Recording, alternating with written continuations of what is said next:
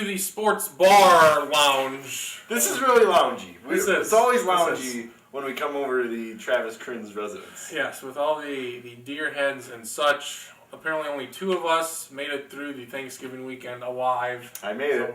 Congratulations to us. Charlie, we don't know where he's We don't know. And Drew is back. He's in Brookings. He's in the United States, but obviously suffering some jet lag. He's recovering.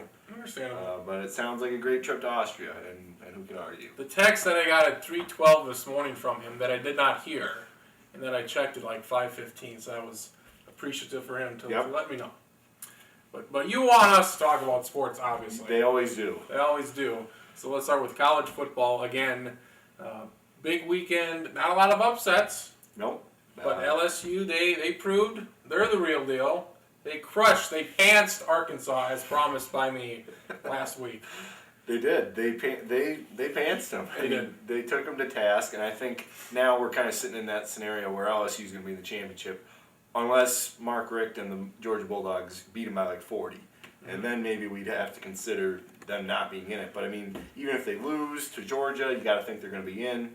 But I think LSU, their defense is impeccable, and I think you're looking at a really good team. We saw Jordan Jefferson actually play well for once, and I think that's got to be somewhat encouraging for that team as the Mad Hatter approaches that national championship.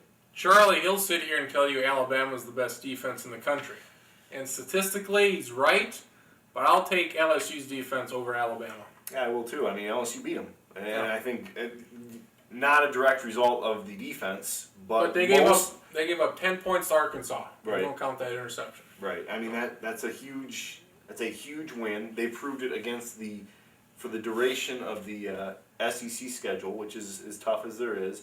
And LSU didn't have it easy, in that schedule run. So I think LSU has proved their ground. Now we're kind of staring at an LSU-Alabama rematch anyway, so it may not matter. We're going to get that proving ground once again. But I like LSU's defense a tad better than Alabama's. Yeah.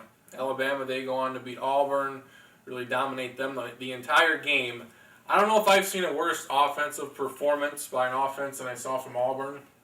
It was not good. Auburn was quite bad. And I think there's a couple things you can take away from that game. Auburn kind of personified their season, whereas they were kind of in that game, but they never really played that well. And you got a team that was still in the top 25, and I think the quietest defending national champion in the top 25 that maybe we've seen in quite some time.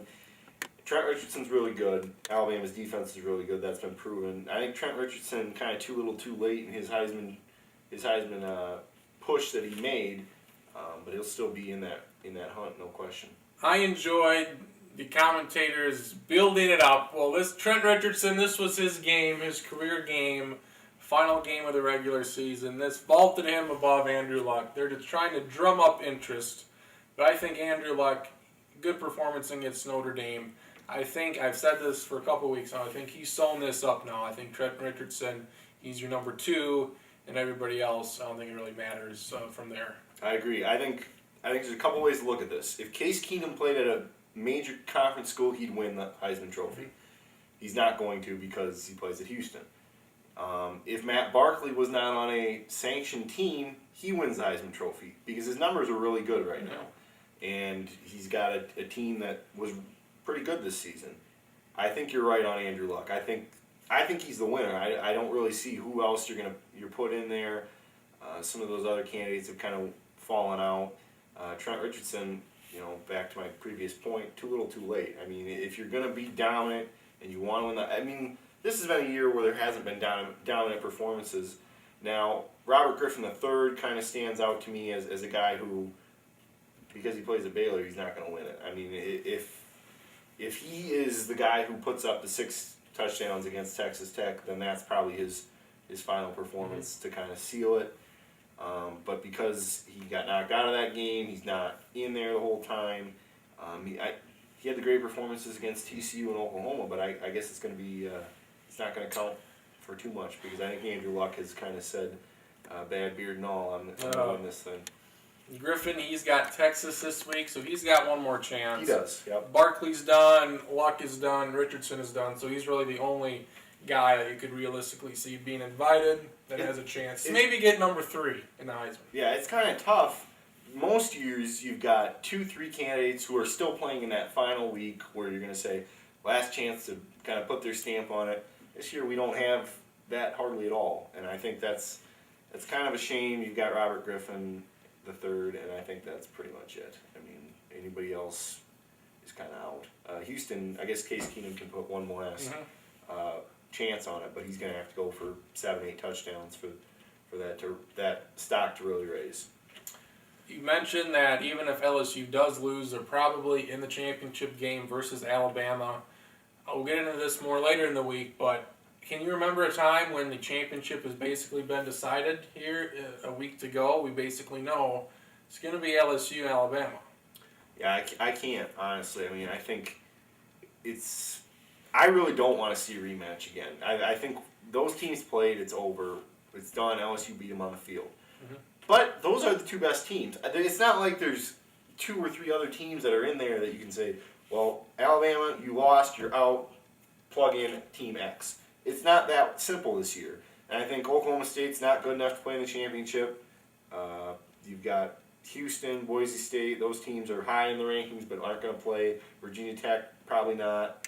So here we are. And I think, it's kind of unfortunate that, yeah, like you say, we're heading into championship week and the rematch has been set. Because, I mean, it's for the championship, I think. And I guess I can't think of... my mind always goes back to, we think we've got the matchup set, and then you hit championship week and Kansas State blows up Oklahoma or something, and then you're scrambling to put some teams together for that title game. You don't want Alabama in there. You don't want the rematch. I really don't, no. Who do you put in there then instead? I got nobody. I got to put Alabama in there. I mean, I think if you can name Oklahoma State, if Oklahoma State doesn't lose to Iowa State, they're in this game. Yeah. It's kind of unfortunate that the one loss is out. I actually think that an Oregon rematch with LSU would be better than an Alabama rematch because that was week 1. Oregon, if they don't kind of give up 38 points to USC, then they're in this game. I think that's pretty clear too. And if Boise doesn't do it, then they're sitting there at number 3. Boise. And if Virginia Tech doesn't lose to kicker. If Virginia Tech doesn't lose to god awful Clemson, if Clemson doesn't lose to NC State, we're in the same boat that every team can say, well, if Wisconsin doesn't have 2 terrible passes land in the fortunate hands of receivers, they're probably in the championship game right now. They're probably the number 1 team. I think they would be ahead of LSU, but they didn't. They lost. So. We're going to preview the championship games later in the week, but you look at, Friday night you just got a couple of garbage games with UCLA. Come on. How great would a USC-Oregon rematch would have been? That would have been great. And I want to see UCLA win. That way, we've got a 7-6 Pac-12 going to the Rose Bowl. Going to the Rose Bowl, and to get crushed. BCS is just they would lose. They would lose it because Oregon, with that loss, they wouldn't be in the. No. They wouldn't be in the BCS. They'd probably go to the Holiday Bowl or something.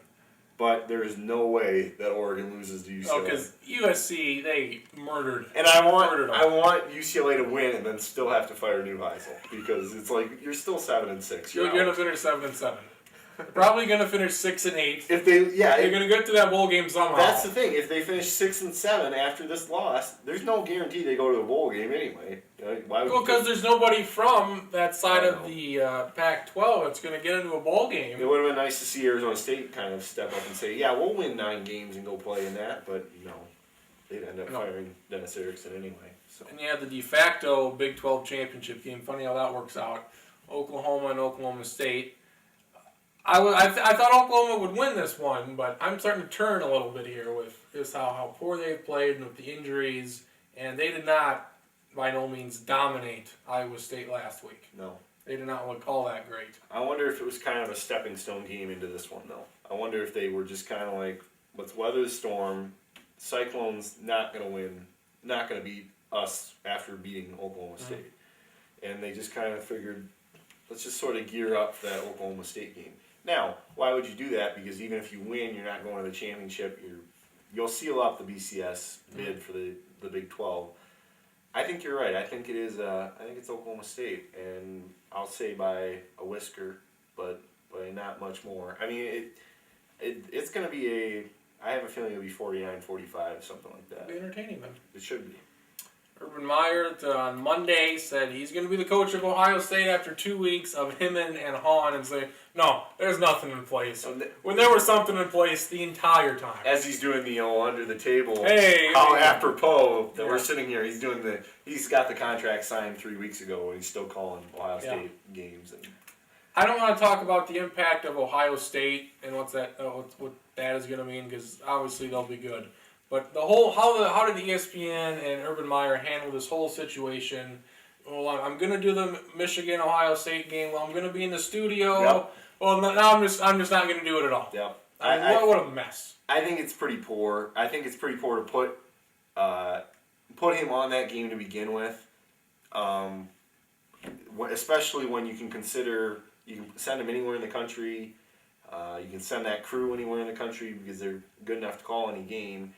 And I just think the whole thing has kind of been backwards. You got an ESPN employee now who, is in the midst of, doing all this. But I think there's kind of there's a different way of looking at it. You got Bob Davie, ESPN employee. Yep. He signs on. He's still doing the games. Still doing the games. So I don't know what we make of this. I know ESPN handled it wrong. I think they handled it wrong with Bob Davie too. Simply that, okay, you're a coach somewhere else now. You're out. We'll fill you. Go do your job, pretty much. Yep. I just think, especially when you got a polarizing figure like Urban Meyer is, you got to handle it more carefully. And you have to say, as a PR guy, you can't, at ESPN, you can't say, well, we're going to put Urban Meyer in studio because that's what, he can analyze the games best from there. Bull. When it's clear through the first 11 weeks that, he's a pretty good, game analyst at the site. What is he going to add? He's not 1,000 miles away from the game. He'll be the guy who's sitting in front of the set catching Lou Holtz's spit. Nice. We're going to get into the NFL next. Got some videos, some very interesting videos that I enjoy. Great videos. And Tim Tebow. More coming up next on the Sports Lounge.